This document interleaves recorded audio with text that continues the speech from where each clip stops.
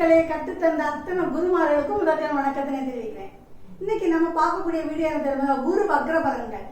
இப்போ குரு வந்து கோச்சார ரீதியா ரிஷபத்துல இருக்கிறார். அவர் இப்போ புரட்டாசி மாசம் சூரியன் கன்னி வருவார். வரும்போது அவரு குரு வக்ரம் வாழ்வார். அதாவது குரு வக்ரம் சொன்னா என்னது அப்படிங்கறத இப்ப சொல்றோம். உங்களுக்கு நான் பொது பலனா சொல்லல, உங்க ஜாதக ரீதியா உங்களுக்கு குரு நன்மை செய்யறாரா தீமை செய்யறாரா அப்படிங்கறத சொல்றேன். சரிங்களா? அப்ப நீங்களே பாத்துக்கலாமா உங்களுக்கு குரு நல்லவரா கெட்டவரான்னு தெரிஞ்சிருமா? சரி, இதை பார்க்கறதுக்கு முன்னாடி நீங்க என்னோட சேனலை சப்ஸ்கிரைப் பண்ணிக்கோங்க, பக்கத்துல இருக்க பெல் பட்டனை கிளிக் பண்ணுங்க, லைக் கொடுங்க, ஷேர் பண்ணிக்கோங்க, கமெண்ட்ஸ் கொடுங்க. சரிங்களா? அப்பதான் நீங்க டெய்லி பாக்குறீங்களா அப்படிங்கிறது எனக்கு தெரியும். ஓகேயா? சரி, குருனா யாரு ஃபர்ஸ்ட் பார்ப்போம். குருங்கிறது யாருன்னா நவ கிரகங்கள்லயே முழு சுப கிரகம்னா குரு தான். ஓகே, அப்ப அந்த கிரகம் வக்ரம் ஆயிட்டா என்ன மாதிரி செய்வாருன்னு ஃபர்ஸ்ட் நீங்க ஒரு நோட்ல இதை எழுதி வச்சுக்கோங்க. அப்போ உங்களுக்கு ஈஸியா இருக்கும் பாக்குறதுக்கு. இப்போ குருவோட நட்பு கிரகங்கள் யாருன்னா செவ்வாய், சூரியன், சந்திரன். அப்புறம் அவர் பகை கிரகம் சுக்கிரன், புதன், சனி. அப்ப அவர் எந்த வீட்டுல இருந்தாலும் நன்மை செய்வாரு? மேஷம், கடகம், சிம்மம், விருச்சிகம் இந்த இடத்துல குரு இருந்தா நன்மை. அப்புறம் ரிஷபம், மிதுனம், கன்னி, துலாம், மகரம், கும்பம் இந்த இடத்துல இருந்தா நல்லவர் இல்லை. சரியா? இதான் நீங்க ஒரு நோட்ஸ்ல எழுதுனா நான் எப்படி சொல்வேன். தனுசு, மீனம்ங்கிறது சொந்த வீடு அவருக்கு. தனுசு மூல திரிகோணம், கடகம் அவருக்கு உச்ச வீடு, மகரம் அவருக்கு நீச வீடு. சரியா? இதை நீங்க மைண்ட்ல வச்சுக்கிட்டு நான் சொல்லக்கூடிய ஒவ்வொரு இதையும் உங்களுக்கு ஜாதகத்தையும் நீங்க பார்க்கலாம். சரியா? ஜாதகத்தை எடுத்துட்டீங்களா? ராசி கட்டத்தை எடுத்தாச்சா? சரி, பார்க்கலாமா? இப்ப குரு இப்ப 12 கட்டத்துக்கும் நேர்கதியில இருந்தா என்ன செய்வார்? இப்ப புரட்டாசி மாசம் சூரியன் இங்க வந்த பிறகு ஒரு வக்ரகதியா இருக்கு. அப்போ கிரகம் பின்னோக்கி நகர மாதிரி தோற்றம் அளிக்கும். அப்போ கிரகம் பின்னோக்கி போகுமா? வக்ரம்னா பின்னோக்கி நகர்தான் சொல்றாங்க. அப்போ கிரகங்கள் போகுமா? நிச்சயமா போகாது இல்லையா? இப்போ சூரியன் உதயம் ஆகுது, மறையவும் செய்யுது. அப்போ சூரியனா போயிட்டு போயிட்டு வருது இல்ல, பூமியின் சுழற்சியின் காரணமாக சூரியன் உதயமாகுது, மறையுது இல்லையா? இப்போ குரு என்னச்சுன்னா சராசரி இதுல பூமிக்கு பக்கத்துல வராரு, நெருங்கி வரும்போது வக்ரம் கிடையாது அறையாரு. சரியா? அப்போ குருங்கிறது யாரு? சுபக்கிரகம். சுபக்கிரகம் வக்ரமானா நன்மை செய்வாரா தீமை செய்வாரா? எப்பவுமே பாவ கிரகங்கள் வக்ரம் அடைஞ்சா நன்மை செய்வார், சுபக்கிரகங்கள் வக்ரம் அடைஞ்சா தீமை செய்வார். அப்ப இப்ப சுபக்கிரகம் குரு சுபக்கிரகம் தானே. அப்ப அவர் இப்ப வக்ரமாறாரு. அப்ப நேர்மறையான செயல்ல இருந்து அவர் பஸ் என்ன செய்யறாரு? எதிர்மறையை கொடுத்துட்டு நேர்மறைக்கு வராரு. எத்தனை மாசம் வக்ரமாவாரு? அதாவது சூரியன் இங்க இருந்து 4 மாசம் அவர் வக்ரகதி அடைவார். அப்ப 5ஆம் மாசம் அங்க வரும்போதுதான் அவரு நிவர்த்தி ஆவார், வக்ர நிவர்த்தி ஆவார். அப்ப 5ஆம் இடத்துல வரும்போது வக்ரகதி கொஞ்சம் தாமதமாகவே இருக்கும். 7ஆம் இடத்துக்கு வரும்போது அதி வக்ரமாகும். அப்ப 9ஆம் இடத்துக்கு வரும்போது நிவர்த்தி ஆகும். அப்ப எப்பவுமே வக்ரம் சொன்னா அவர் என்ன செய்வாரு? கொஞ்சம் தாமதமா வேலை செய்வாரு, உக்கிரமாவும் வேலை செய்வாரு. ரைட்டா? 2 தடவை வேலை செய்வார். பின்னோக்கி போயிட்டு முன்னாடி வராது இல்லையா? அப்ப 2 தடவையா வேலை செய்வாரு. இப்ப ஃபார் எக்ஸாம்பிள், இப்ப குரு வக்ரம் ஆயிட்டாரு. இப்போ உங்களுக்கு ஒரு கல்யாணம் ஃபிக்ஸ் ஆயிருக்கு, பேரண்ட்ஸோட ஃபிக்ஸ் ஆயிடும். ஃபிக்ஸ் ஆன உடனே நீங்க என்ன செய்யணும்? கல்யாணத்துக்கு டேட்டு பார்த்துக்கணும். நீங்க என்ன பண்றீங்க? குரு வக்ரமா இருக்கக்கூடியவங்க என்ன நினைப்பாங்க? ஒரு 6 மாசம் கல்யாணம் நான் லவ் பண்ணிட்டு கல்யாணம் பண்ணிக்கிறேன் அப்படின்னீங்க. அப்ப நீங்க 6 மாசம் லவ் பண்றீங்க, அதே பொண்ணுதான். அதுலயே ஒரு கெட்ட பேரை வாங்கிடுவீங்க. அதுக்கப்புறம் யோசிக்கிறீங்க, சரி முதல்ல நம்ம கல்யாணம் பண்ணிட்டு நம்ம லவ் பண்ணிருக்கலாமோ, இந்த கெட்ட பேரை வந்திருக்காது அப்படின்னு நினைப்பீங்க. அப்படின்னா இதுதான் இந்த குரு வக்ரமானா செய்யும். ஓகே, பாவ கிரகங்கள் நல்லது செய்யும். சரி, 12 லக்னத்துக்கு குரு எங்க இருந்தா என்ன செய்வார் பார்க்கமா? ஃபர்ஸ்ட் நேர்க குரு லக்னத்துல இருந்தா உங்க ஜாதகத்தை லான் போட்டுக்கணும், அதை நீங்க மைண்ட்ல வச்சுக்கோங்க. இப்போ குரு லக்னத்துல குரு இருந்தாருன்னா திக் பலம் சொல்லுவாங்க. திக் பலம்னா அது பவர் கூடுதல்னு அர்த்தம். ரைட்டா? அப்போ அவர் நேர்கதியில இருக்கும்போது அந்த ஜாதகர் நல்லவர் சொல்லலாம், ஆன்மீகத்தை சிறந்தவர். ஓகே, நல்ல ஆலோசனை சொல்லக்கூடியவரா இருப்பாரு. மேக்சிமம் குரு காலபுருஷனுக்கு 9, 12 கூடியவர்னால அவங்க என்ன வெளிநாட்டுல அதிகமா வேலை பார்க்கக்கூடியவரா இருப்பாரு. ஓகே, அவங்கள்ட்ட ஒரு ரகசியம் இருந்துகிட்டே இருக்கும். ஏன்னா 12 கூடியதான் அவர் தானே, அவங்கள்ட்ட ஒரு ரகசியம் அவங்கள்ட்ட எப்பவுமே இருக்கும். இதுவே குரு வக்ரம் ஆயிட்டாருன்னு வச்சுக்கோங்க, அப்போ அவங்களுக்கு கோவில் மீது நம்பிக்கை, தேவ நம்பிக்கை கிடையாது, மத சார்பற்ற இதெல்லாம் செய்வாங்க. ரைட்டா? இந்த மாதிரி செய்யக்கூடியது அவங்க வெளிநாட்டுக்கு போகணும்னு நினைப்பாங்க, போக முடியாது. ஆலோசனை சொன்னா கேட்க மாட்டாங்க. அப்ப இந்த நேர்கதிக்கு நேர் ஆப்போசிட்டா இருக்கும் வக்ரம். இப்ப நீங்க என்ன சொல்லலாம்? மேடம் எனக்கு குரு வக்ரமா தான் இருக்கு, ஆனா எனக்கு அந்த மாதிரிலாம் கிடையாது, நான் சாமி நல்லா கும்பிடுவேன், கடவுள் நம்பிக்கை உண்டு அப்படிம்பாங்க. அது எதனாலன்னு சொல்றேன். இப்ப குரு வக்கரமாகி உங்க ஜாதகத்துல ராகு கேதோட நட்சத்திரத்துல இருந்தாச்சுன்னா அது நேரம் ஆப்போசிட்டா வேலை செய்யும். சரியா? இதையும் நீங்க நோட்ஸ் எடுத்து வச்சுக்கணும். குரு வக்கரமாகி ராகுவோட நட்சத்திரத்திலேயாவது கேதோட நட்சத்திரத்திலேயா இருந்தா அது நன்மையை செய்யும். இதையும் எழுதி வச்சுக்கோங்க. அப்போ உங்க ஜாதகத்துல லக்னம் வந்து நான் இதுல எழுதி போடுவேன், இதுல எழுதுன்னு பாத்துக்கோங்க. நல்லதா கெடுதலா அப்படிங்கறது நீங்க அதை பார்த்துக்கணும். சரியா? அப்ப ரெண்டாம் பாவம்ங்கிறது என்னது? தனம், குடும்பம், வாக்கு. இதுல நம்ம குருவோட காரகத்தை இணைக்க போறோம். குருவோட காரகம் என்னது? குழந்தை, வேற என்ன? பெரும் பணம், அப்புறம் இருக்க ஆன்மீகம். இது எல்லாத்தையும் நம்ம சேர்த்துக்கணும். இந்த குருவோட காரகத்தையும் ரெண்டாம் பாவத்தையும் நம்ம சேர்த்து சொல்ல போறோம். அப்ப என்னது? ரெண்டாம் பாவத்துல குரு வரும்போது குழந்தை பாக்கியம் உண்டு, திருமணம் நடக்கும், பணம் பொருளாதாரம் பெருகும். அப்ப ரெண்டாம் பாவங்கிறது பால கல்வி. அப்ப சின்ன பிள்ளைங்க நல்லா படிக்கும். பாத்தீங்களா? நல்லா படிக்கக்கூடிய சில பிள்ளைங்க பார்த்துருக்கீங்களா? நியூஸ்ல எல்லாம் பாக்குறோம்ல, படுத்திருக்கும் போதே ஒரு பேப்பரை காட்டியாச்சுன்னா என்னதுன்னு கேட்டா சொல்லுங்களா? அந்த மாதிரி நல்லா படிக்கக்கூடிய அறிவு. அதாவது ரெண்டாம் பாவத்துல குரு இருந்தாலே ஜோதிடர், ஆசிரியர், ஓகே, அந்த நேரம் இந்த மாதிரி இருப்பாங்க. அவங்களுடைய ஆலோசனை கேட்டா நல்லது. சரி, இதுவே ரெண்டாம் பாவத்துல குரு வக்ரம் ஆயிட்டாரு. வக்ரமான என்னது? அந்த குழந்தை படிக்காது. படிக்காதுன்னு சொன்ன உடனே என்ன நினைச்சுவோம்? இந்த பிள்ளை கடைசி வரையும் படிக்காது அப்படின்னு நினைக்க கூடாது. ஏன்னா படிப்புங்கிறது இது பால கல்வி தான். அதுக்கு பிறகு 4ஆம் பாவம் இருக்கு, 5ஆம் பாவம் இருக்கு, 9ஆம் பாவம் இருக்கு, 11ஆம் பாவம் இருக்கு படிப்பு. அந்த கிரகங்கள்லாம் நமக்கு நல்லா இருந்தா குழந்தைகளா இருக்கு வளர வளர படிக்கும். அப்புறம் பணம் வரும். குரு வக்கரம் ஆயிட்டுனா பணம் வந்து நம்ம வீட்டுல தங்காது. அப்ப குரு ரெண்டாம் பாவத்துல வக்கரமான குழந்தை தாமதமா கிடைக்கும், திருமணம் தாமதமா இருக்கும். புரிஞ்சுதா உங்களுக்கு? இவன் 3ஆம் பாவம் பார்க்கலாமா? 3ஆம் பாவத்துல குரு இருந்தா, 3ல குரு இருந்தாச்சுன்னா அவங்களுக்கு 3ஆம் பாவம் தைரிய வீரிய ஸ்தானம் சொல்லுவோம்ல, வீரியத்தன்மை குறைவா இருக்கும். எப்பவுமே நம்ம திருமணத்துக்கு 2, 7, 11 மட்டும் பார்க்க கூடாது, 3, 12ஆம் பாவத்தையும் பார்க்கணும்.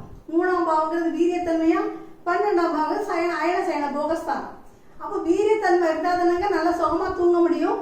அப்போ அவங்களுக்கு வீரியம் குறைவா இருக்கும். நல்லா படிச்சிருப்பாரு, நல்ல வேலையில இருப்பாரு, நல்லா சம்பாத்தியம்லாம் இருக்கும். ஆனா வீரியம் இல்லைன்னா கல்யாணம் பண்ணி வைக்க முடியுமா? நிச்சயமா முடியாது. அப்போ அவங்களுக்கு என்னன்னா ஒரு பயம் இருந்துகிட்டே இருக்கும்.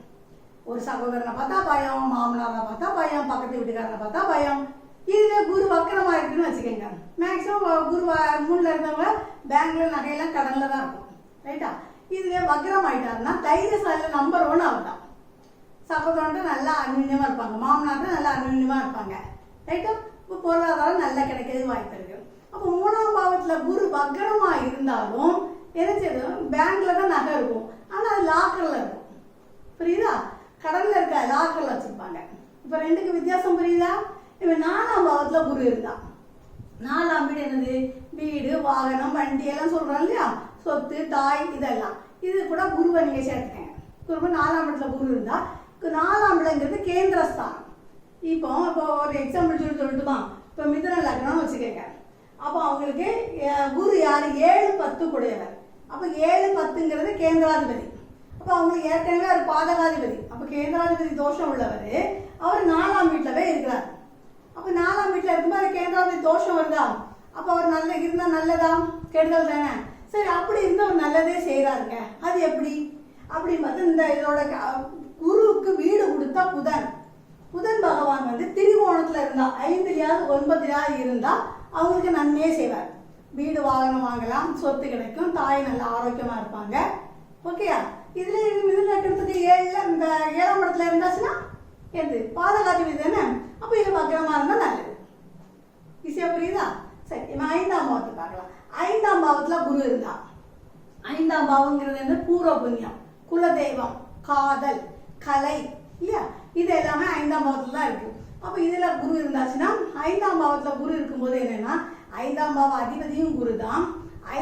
குருவும் குழந்தைக்கு காரகன். அப்ப காரக பாவனாஸ்தின்னு சொல்லுவாங்க.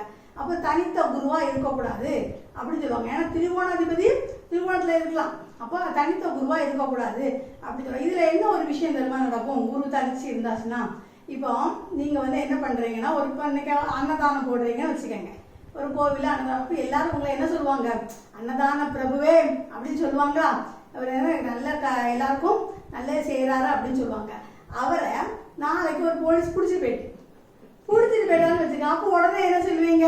நேற்று தானே நல்லது செய்தாருன்னு சொன்னாங்க எல்லாரும், இன்னைக்கு அவர் போலீஸ் பிடிச்சிடாப்ப இவர் நல்லவர் இல்லையா அப்படிங்கிறோம். அதாவது என்ன ஒரு விஷயம் புரிஞ்சுக்கணும், பூர்வ புண்ணிய ஸ்தானம்னா நீங்க என்ன புரிஞ்சுக்கணும்னா, இவர் அன்னதானம் போட்டது போன ஜென்மத்துல செய்த பாவங்களுக்கு அவர் இந்த ஜென்மத்துல அன்னதானம் போட்டிருக்காரு. இந்த ஜென்மத்துல செய்த நல்லது எல்லாமே டெபாசிட் ஆயிட்டு இருக்கும். அதுதான் சிவபெருமான் சித்திரகுப்தனை கரெக்டா கணக்கெழுத வச்சிருக்காரு. நீங்க இப்ப செய்யறது எல்லாமே டெபாசிட் ஆகிட்டே இருக்கும். புரியுதா? அப்ப நாம கெடுதல் யாருக்கும் செய்யக்கூடாது. அப்ப 5ஆம் பாவத்துல குரு இருந்தாலே நல்லது. புரியுதா?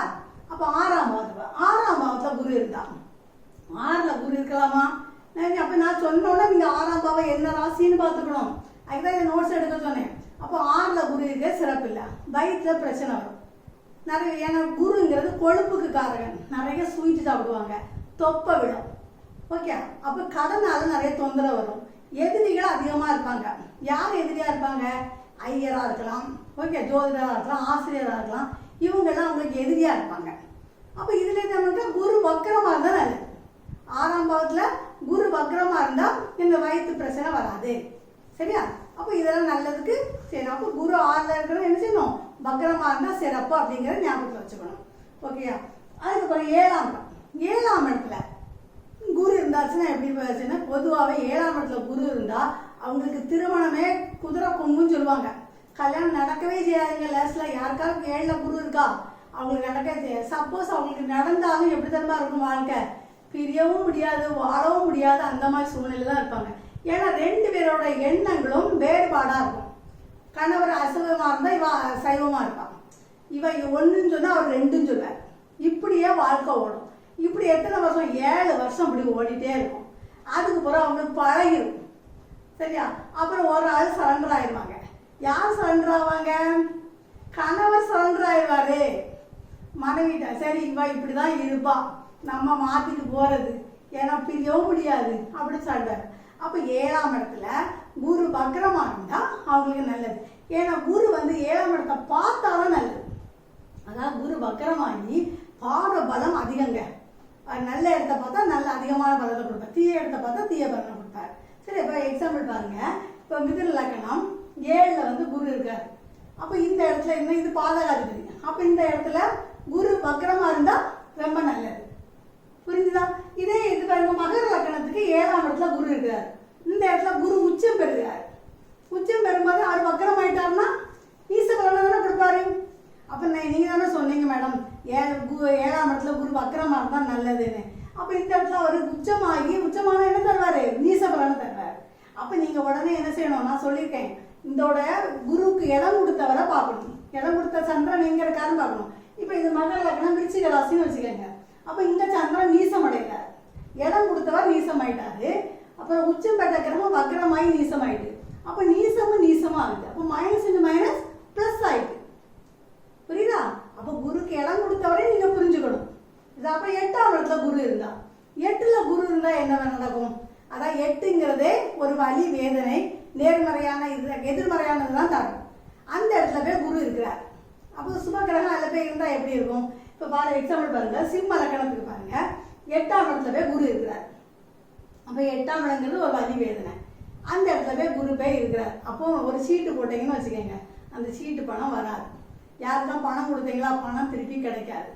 ஓகே, நல்ல பேர் கிடைக்காது. குழந்தையால நமக்கு ஒரு வருத்தம், மேக்சிமம் குழந்தை இருக்க வாய்ப்பு இருக்காது, இருந்தாலும் குழந்தையால வருத்தம் இருக்கும். இந்த மாதிரி பல வேதனைகள் இருக்கும். ஏன்னா 8ஆம் இடத்துல இருந்து அவரு எங்கெல்லாம் பாக்குறாரு? 12ஆம் இடம், 2ஆம் இடம், 4ஆம் இடத்தை பார்ப்பாரு. மேக்சிமம் அவங்க பேசுறதே சரியா புரியாதுங்க.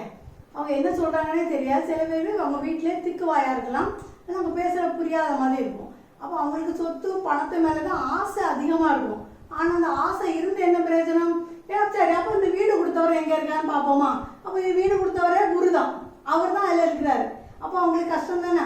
அப்ப இந்த மாதிரி இருக்கும்போது அவங்க வக்கரமா இருந்தா நல்ல பலனை தர்றாரு. ஓகே, இப்ப தனுசு லக்னத்தை எடுத்துக்கங்க. தனுசு லக்னத்துக்கு 8ஆம் வீட்டுல குரு இருக்கிறார். அப்ப இந்த 8ஆம் வீடுங்கிறது என்னது? உச்ச வீடு. அப்ப உச்ச வீட்டுல போய் வக்கரம் ஆயிட்டாருன்னா என்ன செய்வாரு? நீச பலனை தர்றாரு. அப்போ அதுல போய் 8ஆம் இடத்துல வக்கரம் ஆகலாமா? அப்ப இந்த வீடு கொடுத்த சந்திரன் இப்ப ரிஷபத்துல இருக்காரு வச்சுக்கோங்க, அப்ப அவர் உச்ச பலனை தர்றாரு. புரியுதா? அப்ப வீடு கொடுத்தவர் எங்க இருக்காரு அப்படிங்கறத நீங்க பாத்துக்கணும்.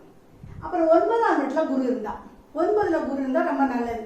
அது திரிகோணாதிபதி சுபகிரகம் இருக்க ரொம்ப நல்லது. அவங்க நிறைய சம்பாத்தியம் இருக்கலாம், அவங்க உயர்கல்வி அதிகமாக இருக்கும். இப்போ துலாம் லக்னத்துக்கு 9ல் போய் குரு இருக்காருன்னு வச்சுக்கோங்க, அவங்க உயர்கல்வி நல்லா இருக்கும், வெளிநாட்டில் வேலையாக இருப்பாங்க, வெளிநாட்டில் வேலை இருக்கிறதுக்கு வாய்ப்பு இருக்குது. அப்போ இதுவே இந்த இடத்துல குரு வக்ரம் ஆயிட்டார். வக்ரமாக நினைச்சது அவங்களுக்கு உயர்கல்வி கிடைக்காது, வெளிநாட்டுக்கு போகணும்னு நினைச்சாலும் நடக்காது, அப்பா பிள்ளைக்குள்ள ஒரு அண்டர்ஸ்டாண்டிங் இருக்காது, அவன் அப்பா ஃபேமிலியில் உள்ளவங்களும் ஒரு விரிசல் இருக்கும், அப்போ அவங்களுக்குள்ள ஒரு ஒத்தே போகாது. இல்லை மேடம், எனக்கு இதில் குரு வக்ரமாக தான் இருக்குது, ஆனாலும் நாங்கள் எங்கள் அப்பா கூட நான் நல்ல அந்யூன்யமாக தான் இருக்கேன், நான் வெளிநாட்டில் தான் இருக்கேன், நான் நல்லா படிச்சிருக்கேன், அப்போ நீங்கள் எப்படி சொல்லலாம் அப்படி வக்ரமாக தான் நல்லா செய்யாதுன்னு. ஆனால் அதெல்லாம் ஒரு விஷயம் நான் ஃபஸ்ட்டே சொன்னேன், இந்த இடத்துல குரு வக்ரமாகி ராகுவோட சாதத்தில் திருவாதிரையில் இருக்கும், அப்படி இருந்தாச்சுன்னா அவங்க வெளிநாட்டில் தான் இருப்பாங்க. புரிஞ்சுட்டீங்களா?